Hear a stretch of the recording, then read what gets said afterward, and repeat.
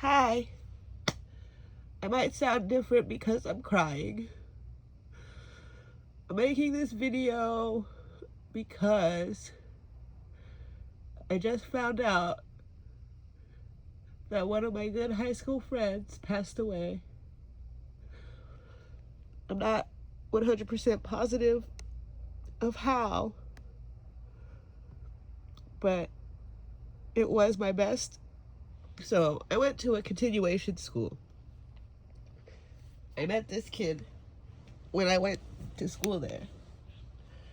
It was like, sophomore year. So we were friends from sophomore year beyond. And I didn't have a date for prom, and he was my best friend, and we wanted to go with our friends. And we ended up going to prom together. I don't know if he liked me. I don't know if I even liked him back then. We were just friends, and I didn't have a date for prom. So because we spent so much time together, it was like a given that we were going to go to prom together. And then after high school, we got out of high school, and then we like hooked up romantically, dating, kind of, whatever. I don't know if he's part of like the gang stalking and the ghosting or whatever, but I really considered him to be a good friend. And I knew him well when I knew him. One of the last times that I actually saw him in person, I think it was 2012. It was around the time I had gotten a car repossessed. And I remember because I had just gotten it, right? I was looking at my old messages, and I had a message where I told him, "You want to go to Mammoth? I just got a new car," whatever. And then within like a year or so after that, the car had gotten repossessed. And I remember seeing him around the time that I was dealing with that. And at that time, he had just started dating the woman that he eventually married. There was a night when we were hanging out, and as I was leaving his house, it was after we were dating. It was just like a random night where we had hooked up again or whatever, and we were talking about like who he's seeing or something like that, and he had mentioned that he met this girl, and it's like this famous weed attorney's daughter or whatever. She's older than him, and I thought, oh, well, whatever, you're gonna marry her. I said something stupid like that. They did get married. They got married and they had a kid. And what I witnessed, just through staying in contact on social media, I witnessed him go from a healthy kid to an overweight person. And what that leads me to believe is that there were a lot of issues and things that he was struggling with that caused the weight gain. The person I knew, his name's John Lockman. The person that I knew was fit. The only thing that I knew that, as far as drugs that he did when I knew him, was smoking weed.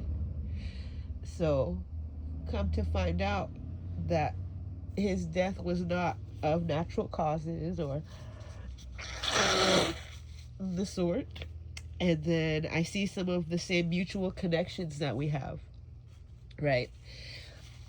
Some of those mutual connections that we have, I've actually decided to distance myself from because I feel that they have some kind of involvement in the gang stalking or hazing and harassment. So, I bring all of this here today to say there's something going on. This kid became successful, and it was taken away from him before he was able to turn 42 years old. And there's no reason for that. For me to still be here struggling as fucking hard as I have to every day to survive, and to see his life, he had built up a life for himself. Maybe he made enemies. Maybe I don't know what, but I really don't know what was going on in his life. I do know that his father passed away. He was maybe emotional from that. But the John that I knew, he was strong enough to make it through it. So I don't know what happened in his relationship, how his relationships after me transformed him. I don't know even what I did to him. But for me to have made it through everything, this is what's so fucking sad. Everything that I've been through since the last time I saw him is enough to make just about any person take their own life. And I had to ask, how did he pass away? Because I wanted to make sure it wasn't him taking his own life. And it wasn't. I don't think it was. I think that there are some very bad people out there with connections back to the town that I grew up in who don't want to see anyone become more successful than them. Me, my life, I'm not involved in drugs. The closest I can get to drugs in my life is my brother's involvement. My brother is a felon, convicted drug felon, had his apartment searched by the DEA when he lived in Oklahoma because there were so many drugs at his house. He had a partner of a different descent. I don't know what kind of descent. It was Hispanic something. I don't know what. But when his house got raided, there were so many drugs and so much paraphernalia, they had to have the DEA clean the apartment. John did his shit legally. When we were in high school, they worked with a lady named Stephanie back when they were passing the laws for smoking weed. Everything that he had done, as far as I knew, had been done legally as much as possible. Or if it was illegal, they are the pioneers. They were the pioneers that made it so dispensaries could open up and sell weed to everybody. They are the ones. This is the kid that started that shit. And he didn't make it. I'm so fucking sad. Because he was one of the most successful people I knew that I was close to. That regardless of how long we didn't talk, he always felt like a best friend to me. Even if in my life, whoever's been stalking me or playing around or communicating, contacting the people who I've held close, even if he was someone who got turned against me in that way, there was still a connection there. He was a person I wouldn't push out of my life because he never made me feel like he was trying to get over on me. There was a time, and it's around the time that I stopped talking to him, and that's what makes me think of the gang stalkers. It's the ghosting, right? It's like one night we're supposed to hang out, and then like we actually have plans to go do something, and it's radio silence. And then it became 2 or 3 days of me texting like, are you okay? Are you alive? That turned into like, I fucking hate you, because I would get emotional because I wasn't getting a response. So that's how that ended. But even through all of the craziness, we still kept in contact. We were still friends on Instagram and Facebook. He was one of the few people in the last few years that I did talk to. Even if it's just to send a message or say hey or whatever. So I don't know what went on in his life or his relationship that had it so that he ended up that way. I don't know what would make him change substances from weed to anything else, if that's the case. I do know that people are manipulative. Relationships can change how someone feels about themselves, which is why I choose not to allow someone to manipulate my emotions. And that's why we are where we're at today, is because any person who comes along and tries to play with me emotionally, they get discarded. So I am sad because someone that I did not want to discard has left this earth before their time. I wanted to wish him a happy birthday today. I got the Facebook message that said it was his birthday. And then as I go to wish him a happy birthday, I see someone else post, happy heavenly birthday. That shit's so fucking crazy. People are here 1 minute and gone the next. And a lot of people have no clue what's going on in their life. So, with that said, I'm thankful now. I have another angel up there. May he rest in peace. I don't think that it was his choice to go this early. I think he had a lot more to do out there, and if he was able to get out of whatever funk or situation he was in, that he would still be here today. I think people need support. That's the funny thing. I always saw him as a strong person. So it has to be like a connection that he made or a dependency he had or someone else controlling him to put him into a state like that. John was a happy person. That's why I like being around him. So, before he was even successful, we used to just hang out in his room and smoke weed all fucking day. And just, like, that was a person I could get along with. I can hang out with anybody, but people's company, it's hard for me to enjoy the company of another person who doesn't understand how I am. And with John, we used to be able to sit there. We could be silent for the whole fucking day, and it was still a good time. That's why this is so hard, because I don't know many people like that. So, with that being said, I'm gonna shed a few tears. I'm gonna smoke a joint.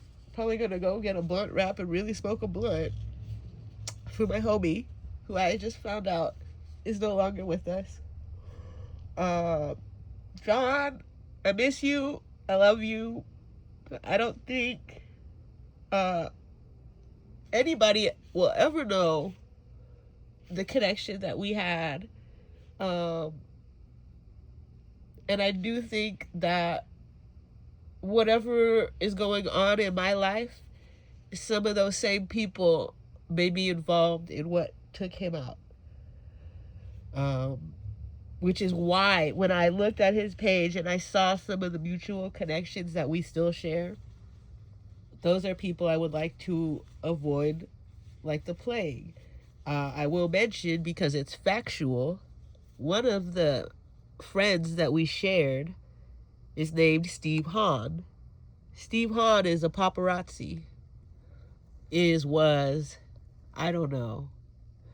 But finding out that my friend passed before his time, making the connection of the paparazzo friend, I don't know how they knew each other or what their involvement was with each other, but with all the crazy shit that's going on in the news, all the people, like the what do you call it, wealthy people who are passing away from like their kids murdering them for their inheritance type stuff, like there is a dark network in Los Angeles, Ventura County, wherever I'm from. I'm not from, but I grew up in Ventura County, so it goes and extends up to there.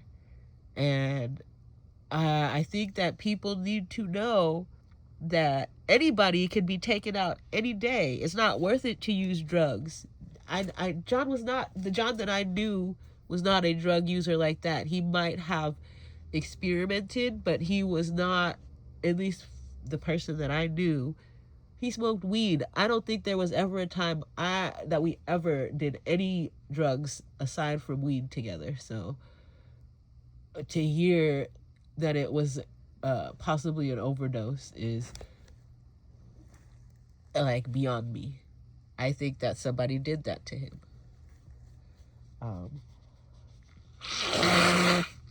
Where, and then that brings me to the point that I want to make here and why I'm posting this video. Because if they can do that to him, they can do that to me, right? If you isolate someone enough, get them away from their friends and family, murder them, then their true friends and family, once they do realize that the person is missing, when they start asking what happened, they are so far out and so far gone. If someone says that, oh, she OD'd, they're going to believe it because they have no clue what's going on in my life. But I'm coming on here to tell you that December 30th, 2025, as I find out about my friend passing away prematurely, I have to let everyone know I don't do drugs. I'm not in the mood to experiment. I'm vibing so high that after the news of his death, right, I'm ready to quit smoking weed because I don't want there to be a fucking chance of anybody saying that I OD'd. I don't want there to be a chance of my death being unexplained. When I die, if it's not of natural causes that can be very easily proven, everyone should assume my death was a murder. Because the people around me that I know are strong people. They should still be here today. And if they are not, it is at the hands of somebody else, a network of criminals, right? So more about John. Very openly on his pages, if you're friends with him, he shows you the business that he was in. He was selling a lot of weed. John had money. Like, his business was going well. I wouldn't put it past a jealous motherfucker who has access to this network to fucking murder him. And then adding to it, and I don't know what the relationship is, but so like I was telling you guys earlier, John was one of the pioneers for the whole weed movement. Him, some of my other friends in high school, Stephanie, they used to hang out with this lady named Stephanie. Stephanie would help the kids who were working at the places that got raided stay out of legal trouble. So John's wife, Allison Margolin, her dad, Bruce Margolin, weed attorney, big old weed attorney.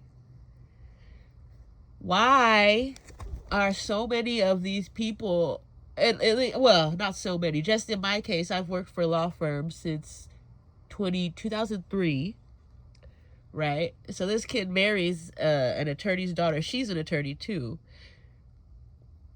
Why do these attorneys have so much power that people around them can just disappear? I think that maybe is my real question.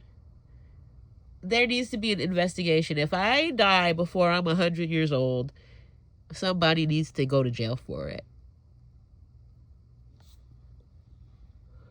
I think I'm going to finish by saying, rest in peace, John. I'm going to think about you forever.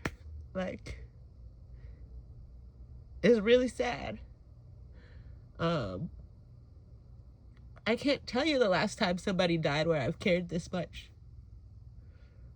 I really can't. High school, I lost a lot of friends in high school. This is the first person I've lost since high school where it's been my second person, actually.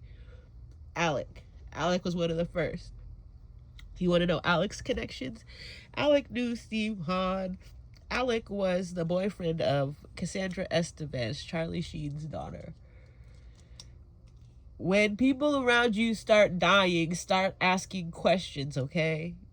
find out who your mutual connections are. If you are a healthy person, as healthy as I try to be, right? I have had to stop eating sugar, right? As I get older, I'm realizing the damage sugar does to me. So my sugar intake, I'm not supposed to really, my drinks, I'm not supposed to have more than 2 tablespoons of sugar per drink, right? Compared to a soda, it's a lot less. And my coffee, compared to a Starbucks coffee, just 2 tablespoons of sugar. That's it. So as I'm doing these things to try to make sure I live the longest, healthiest life that I possibly can, just this weekend, I ate out at Wings and Things in Venice, and there was this little frozen lemonade drink that I got. And I'm expecting like a frozen lemonade for it to be just a little bit tangy. The drink was way beyond sweet. Okay, and here maybe this is why I'm crying, because it's very possible, and for entertainment purposes only, because I have no proof, but after I finished my shrimp and my $8 is like 8-ounce drink, so it's pretty much $1 an ounce, within 30 minutes I began to not feel so good. I had just ridden my bike to the beach. I'm very used to riding 25 to 50 miles in one ride. So it's very rare that I have to take the bus home from the beach. I can normally make the 25-mile trip back and forth, no problem. But for whatever reason, I had no issues with the shrimp. Shrimp was delicious, very well cooked. But the drink, I remember the first sip of the drink that I took, I said, wow, that's so sweet. It's overly sweet. So sweet. I took another sip. I don't know if I can drink this. I was getting ready to go back to get a bigger cup so I could water it down. But instead, I just drank a little more, and then I poured, I was drinking the Leisure drink. I guess it's a company that started in Venice, and they're making a drink that's similar to Powerade, but it's non-carbonated, and it comes in a can. And that's what I had mixed in. I had drinking that before, and that drink alone has limited ingredients, right? I pay attention to what I'm eating. So that drink alone is not enough to make me feel how I felt. After I drank this overly sweet drink, I started yawning. I yawned maybe, here's more to the story. I ride my bike up from the beach, Wings and Things, skate circle. I ride over, I started not feeling well, so I rode over to Santa Monica Boulevard. And I was just thinking, I'm going to ride until I can't ride anymore, and then I'll hop on the bus. I couldn't ride very far. I really started feeling not so well. So by the time I got to Lincoln, I had gone onto the sidewalk so I could ride the bus. While I'm standing on the sidewalk, and I've had this feeling before, and I know it has something to do with something that I've consumed, because I will feel fine. And it's possible that it has something to do with diabetes, because I used to eat a lot of sugar, and I've restricted my sugar intake now. So that drink was like 30 times the normal amount of sugar that I am able to have. But what I thought was very strange was, after I lost all my energy, I fell onto my bike. I had my cat it's like a cat carrier on the front of me. I fell onto my bike, and I was fighting for my life and my cat's life. I had to keep her in her harness while she's meowing the entire time. She knows something's wrong with me, so she's meowing, trying to get out. And we are on Santa Monica Boulevard, and all I can think of is, I have to keep my cat in this harness. I have to stay laying on my bike, because I don't want someone to take my bike from me while I'm damn near fucking passed out, and I don't want my cat to run out into traffic. So listen to what happened, and the reason I'm sharing this story is because, just like it's easy to say someone OD'd on something, this could have very well been a moment where, if this network that I believe is as large as it is and has people really stalking me, this is very far-fetched now, what I'm about to say, for entertainment purposes only. But I yawned. I counted them. It's maybe 10 times 8 times, 9 times, 10 times. The fourth, fifth time, I was like, there's something, somebody put something in my drink. Because I've never had such an urge. I wasn't tired, right? I had slept the whole day before, almost the whole entire day before I went out there. So I wasn't tired. It was something in that drink. So I lay down. I'm laying on top of my bike, sprawled out on the sidewalk, waiting for the number 4 bus, right? And as soon as, so there's two guys standing next to me before I had to lay down, and there was a woman. The woman looked beyond gang stalker suspicious. She just looked insecure. She looked like she's waiting for something to happen. And then when it happened, you know what happened to her? She went around the corner so she could pretend like she didn't see anything going on. Because she may have really been thinking I was going to pass out and die or something. Or she didn't want to be the one to have to call for aid for me. But basically, I don't know if my face went flush, but right before I fell down, as I'm getting ready to fall down, the 2 guys that were standing there, they decide they're not going to take the bus anymore. I fall down, and then the lady disappears. So really, the only person there was the 2 people and the lady, so 4 of us together standing at the bus stop. As soon as I fell, everybody fucking disappeared. And I'm sitting there thinking like, well, that's fine. These people are way weird anyway. I'd rather, if this next bus comes, I'm praying that they get on it. I'll wait for the next one because I have a suspicion that these are gang stalkers and they knew this shit was going to happen. I'm so thankful I was able to regain my energy by the time the bus had arrived. So I was able to get on the bus and go. But the whole thing that I was wondering was, why did I yawn so much? Why was that drink so sweet? The 2 things that I can come up with now that I'm in my right mind: somebody put NyQuil in my drink. That's all I can think of. I think someone put NyQuil in my drink. Because it damn near made me pass the fuck out at the bus stop. And if it wasn't NyQuil, that drink has just way too much sugar and nobody should be drinking it. It was not even good. I could not even say that. I had to mix something into it, and the only reason I drank it was because that bitch was $8, and I wasn't about to throw out an $8 sugar drink. So my lesson that I learned is I can no longer trust drinks that do not come pre-sealed. I am almost willing to no longer eat out because that's how bad it is.